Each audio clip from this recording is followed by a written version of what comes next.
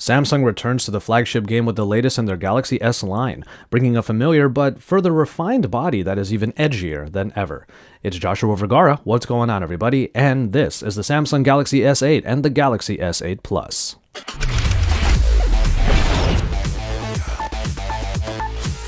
There are two versions of the newest Samsung device, and the names no longer use the word Edge, making it clearer than ever that the curved display is the Galaxy calling card moving forward.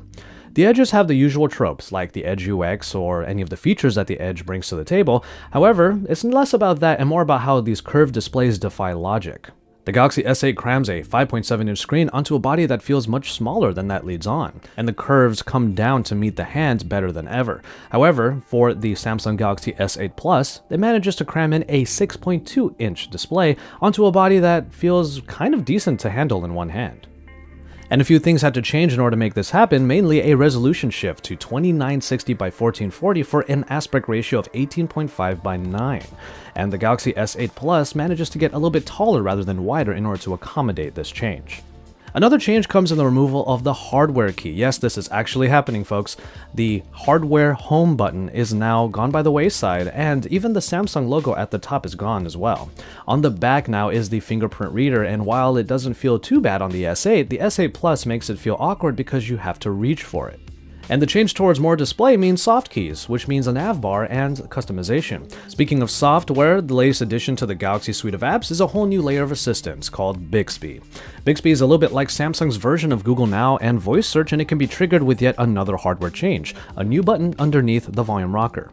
Our time with Bixby only really showed the splash screen where contextual slides are shown, including news stories and calendar entries. However, further actions are available, especially with voice input, which we saw in a demo. Functions here included changing the brightness or taking a selfie, and a new layer to the camera is available now as well, as Bixby can use the camera to scan not only words, so you can translate among dozens of different languages, but you can also find product information for pretty much any item. We plan to spend a lot of time with Bixby to see what it offers and to see if it's truly a new layer of assistance or just a redundancy because you still get Google Assistant built in. And all of this is housed in a water-resistant body that we were almost aggressively invited to dunk. And that body protects a bevy of hardware bits that users have come to expect, a 10nm octa-core processor that Samsung is not really telling us clearly if it's the Snapdragon or the latest Exynos, which is probably going to mean it's a mix of the two, 4GB of RAM, expandable storage, a headphone jack thank goodness, every sensor and connection type possible, and a 3000 mAh battery for the S8 and 3500 mAh for the S8 Plus. The camera is also quite familiar with 12 megapixels on the rear and 8 megapixels on the front, f1.7 aperture for both. What we were told, however, was that the cameras have gotten better post-processing, so the picture should have an enhancement, but it's more on the software side than just on the sheer specs. So Samsung strives to make changes in just the right places, even if it does mean a shift in familiarity.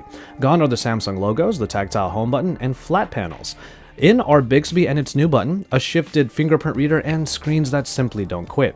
There are more capabilities that can be unlocked using the Galaxy S8 and S8 Plus, but you have to use their various tools in the Samsung ecosystem, like the Gear 360 and Samsung DeX. Samsung DeX blows up the already large home screen to literally desktop size with a lot of features built in. All of these different pieces will be covered here at Android Authority, and we encourage you to check out those pieces of content and video. Our first look at the Samsung Galaxy S8 makes us really excited to get our hands on the review unit sooner rather than later, but the release information currently puts pre-orders at March 30th, with the phone making it to you on April 21st. Keep an eye out for our full review and our final thoughts on the Galaxy S8 and the S8 Plus in the coming weeks, and you can also see all of our comparisons, our quick looks, and reactions to various features of the Galaxy S8 here in the next couple of days. After that, you can actually see a little bit of behind the scenes at the actual Samsung Unpacked event if you head over to my channel, Tech and Tea, and you can find that link in the description below, so you can find some BTS down there. And from there, you can keep it tuned to Android Authority for our future full reviews and comparisons of the Galaxy S8 line, and you can keep it tuned here and subscribe to the channel if you haven't already, because Android Authority is your source for all things Android.